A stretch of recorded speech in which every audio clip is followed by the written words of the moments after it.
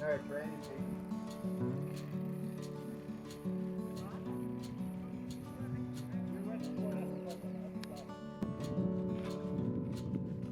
We visited Saguaro National Park in the spring of 2017 and enjoyed exploring all the park has to offer. To help anyone else visiting the park, this is a guide about our trip. Saguaro National Park was established in 1933 as a national monument by President Herbert Hoover, before being designated a national park in 1994. The park was created to protect the Sonoran Desert, including the iconic saguaro cactus. Located in southern Arizona, the park has two separate districts, separated by the city of Tucson. The West District is called the Tucson Mountain District, and the East District is the Rincon Mountain District. It's about a 30-minute drive between the two. There are a variety of outdoor activities to enjoy, including hiking, biking, backpacking, and horseback riding. We primarily focused on hiking and backpacking. While the park is known for the saguaro cactus and the Sonoran Desert, there's a surprising range of ecosystems. Both districts have numerous hiking trails. The Rincon Mountain District, the east, allows backpacking, while the Tucson Mountain District, that's the west one, does not. There are 6 backcountry campsites to camp in the Rincon District. Dispersed camping is not allowed anywhere in the park. In the Rincon District, you can backpack up to 8,000 feet in elevation, where conifer forests grow, which is quite different than what you might think of for a desert park. The Arizona Trail also bisects the Rincon Mountain District. To learn more about the Sonoran Desert, we recommend a visit to the Arizona Sonora Desert Museum, where you learn about the plants and animals that live there. The museum is not in the park, but it's just outside of the Tucson Mountain District. That's the west one. It's one of the best museums you'll ever visit, and most of the exhibits are outside. While there's an admission fee, it's definitely worth it.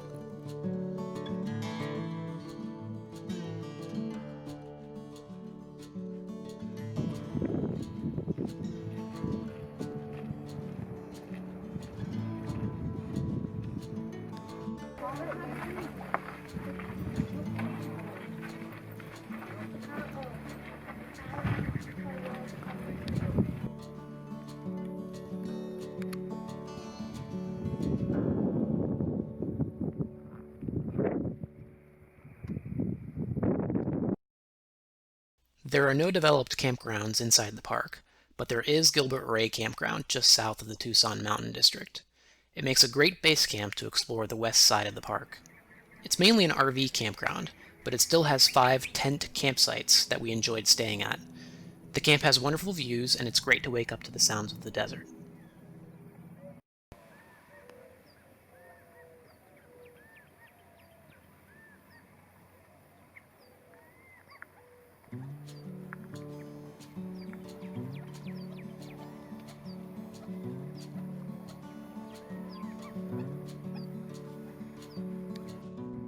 There are 2 visitor centers in the park, one in each district. As of 2020, it costs $25 for a 7-day pass to enter the park. Both visitor centers have drinking water, so remember to stay hydrated.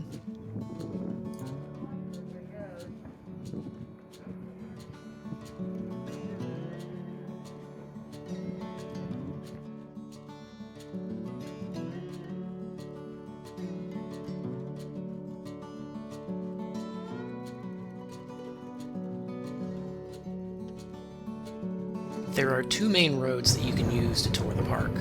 The unpaved Bajada Loop in the Tucson Mountain District, and the paved Cactus Forest Loop Drive in the Rincon Mountain District. Here we are on the Bajada Loop Trail. It's very bumpy.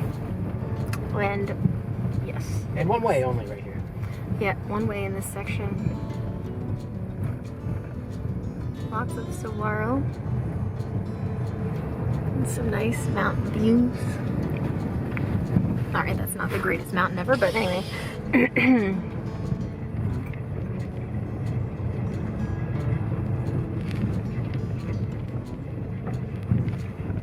Ah! Oh my gosh! Oh, this is gonna be a great video. Yeah.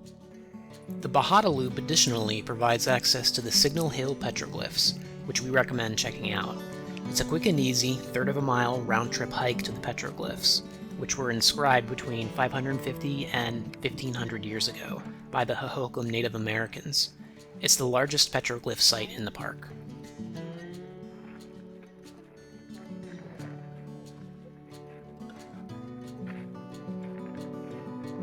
The best hike in the Tucson Mountain District, again, that's the West District, is the hike up to Wasson Peak. There's a variety of trails that can get up there, but we chose to start at the Kings Canyon trailhead. There's not a lot of shade on this trail, it's very exposed to the sun, so make sure you have water and snacks. We visited in the spring, which was still pretty hot. Even with ample water, we wouldn't recommend most of these hikes in the heat of summer. It's a great hike. You'll pass a picnic area along the way, see tons of saguaro, other desert plants like ocotillo, and the remnants of old mines. We also saw lizards running across the trails, so keep an eye out for them. Wasson Peak has wonderful views of Tucson and the surrounding parkland.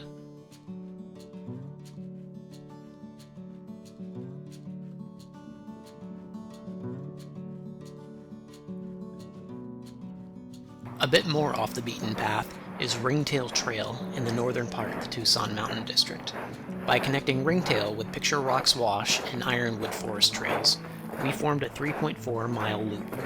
It's an easier hike than Wasson, but just as sun-exposed. Part of the hike goes through washes, which are sandy areas where water runs during the rainy season in the summer. The trail has really nice views of mountains, a couple cool rock features, and of course, plenty of saguaro.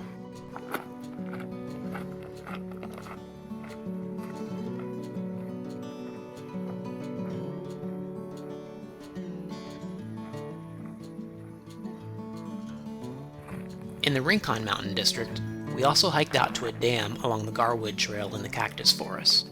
The trail starts at the Douglas Spring Trailhead, and we chose to do a 4-mile out and back, but there's a variety of trails there, so you can make it into a loop or even extend the trail.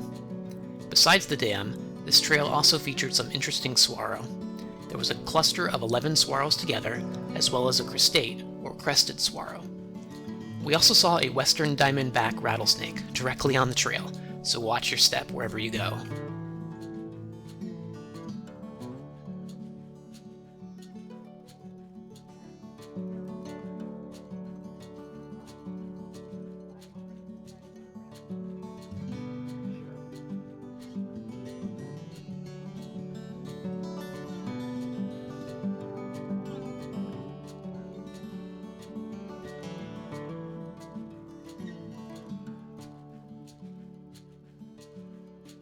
Located on the southern side of the Rincon Mountain District, that's the east one, Tanque Verde Trail leads into the backcountry of Saguaro National Park, but you can also make it into a nice day hike.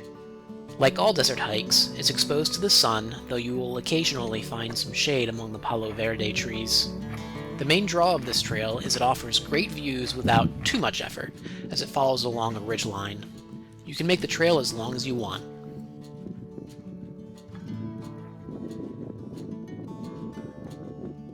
Backcountry camping is only allowed in the Rincon Mountain District. There are 6 trailheads to access the backcountry. The Douglas Spring Trailhead has a history of vehicle break-ins. The Tanque Verde Trailhead, while nice, takes much longer to get to the higher elevations. The Loma Alta Trailhead is off the beaten path but allows access from the south. The Italian Springs Trailhead requires a 4-wheel drive vehicle. We wanted to make it up to Manning Camp, the highest elevation campground in the park. So we decided to do a 2-night, 20.4-mile hike starting from the Miller Creek Trailhead and exiting at the Turkey Creek Trailhead to form a loop. No matter your route, you have to consider water sources. Most campgrounds have a seasonal spring, but only Manning Camp has a year-round water source. Our first night, we stayed at Happy Valley Campground, while our second night was at Manning Camp. We carried 5 liters of water with us until we reached Manning Camp on the second day. The Miller Creek Trailhead is accessed from the east side of the Rincon Mountain District, and you have to go on a dirt road through the Coronado National Forest to access it. You don't need a 4x4 vehicle, but we did encounter some water crossings. The Miller Creek Trail starts in the National Forest before reaching the border of Saguaro National Park in 1.3 miles. Until reaching the border, there's cows grazing along the way, Once we reached the boundary, we started going up in elevation more quickly. It's rough, as it's exposed to the sun with a lot of elevation gain over a short period of time.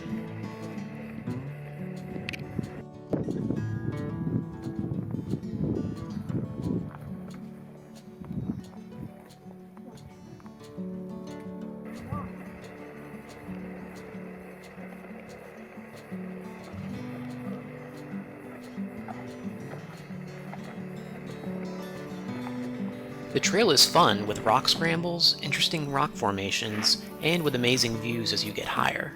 And as you do get higher, you'll see the ecosystem change into more trees, and eventually conifers. Oh man. Wow. Spectacular.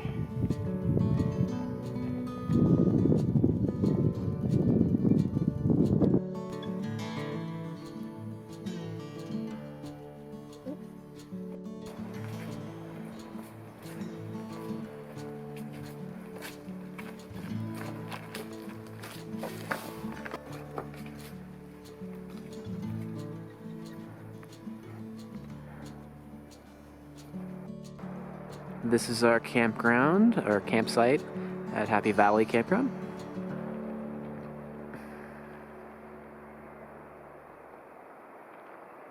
Our first night, we stayed in Happy Valley Campground, which is at 6,200 feet of elevation.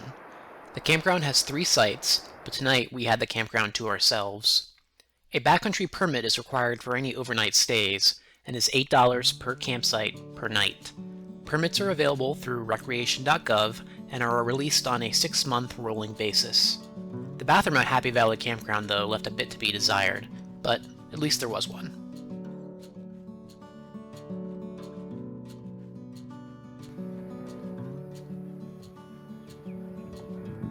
This is on the Heartbreak Ridge Trail.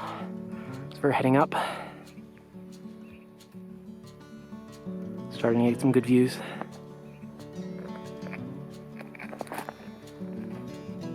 The next day, we started our climb up to Manning Camp, mainly along the Heartbreak Ridge Trail, with views of Rincon Peak in the distance. Again, this area features spectacular views. It wasn't too long before we were hiking under pine trees.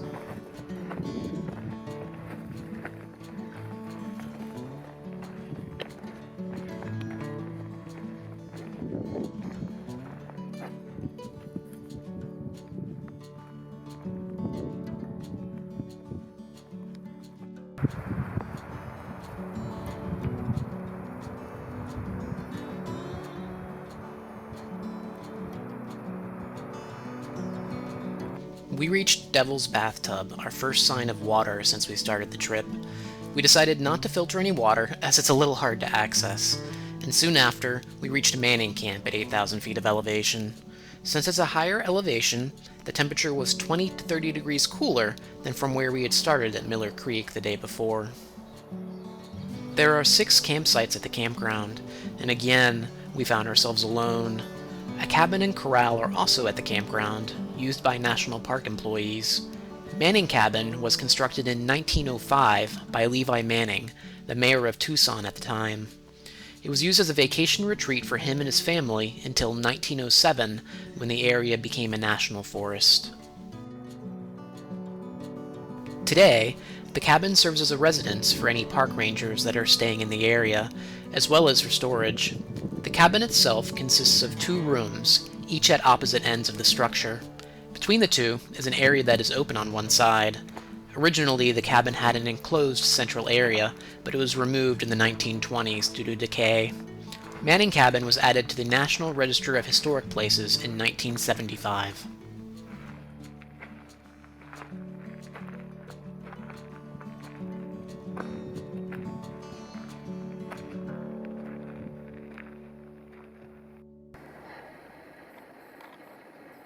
There is a small population of black bears in the Rincon Mountains, so each campground has bear-proof boxes to store food in.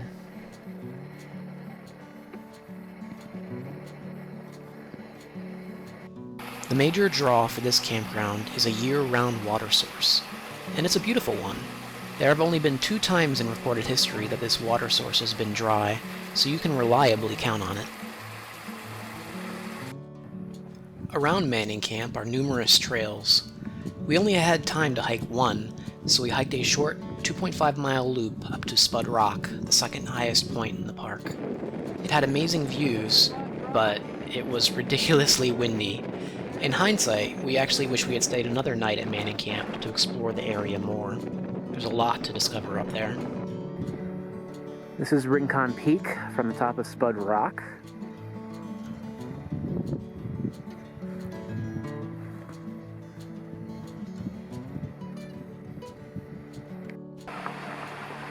On our last day, we packed up and headed out of Manning Camp, but not before seeing a flock of turkeys invading the campground. Today, we would descend 4,800 feet over 9.9 miles to the Turkey Creek trailhead and back to our car.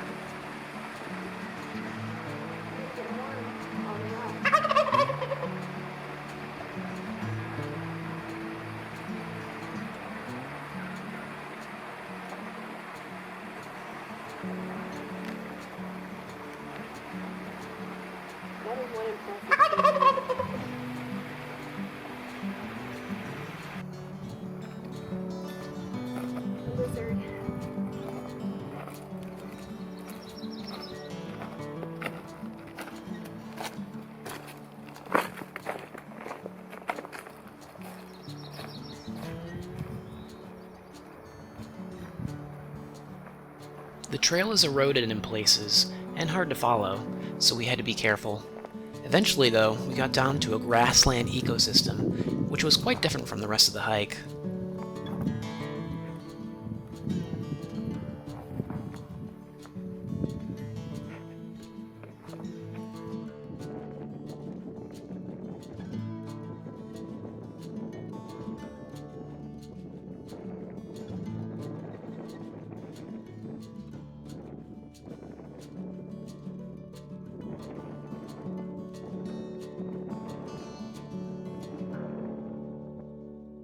After about 7 miles, we reached a 4-wheel drive road which marked the Turkey Creek trailhead. Surprisingly, the road had gorgeous scenic views which we didn't expect. Once at the end of the road, it was just a short hike along a forest road back to the Miller Creek trailhead, where we had started our hike. We saw no one on the entire backpacking trip. Our trip to Saguaro National Park was spectacular and offered amazing adventures. During our trip, we kept saying that we encountered something we didn't expect, and we think that's what we took away from the park. It surprised us every step of the way, and there's more to see than what we experienced. For more information on anything you saw in this video, please check out our website, KTNPBlog.com, where there's detailed individual posts with maps for each hike. Thanks for watching, and please like or subscribe.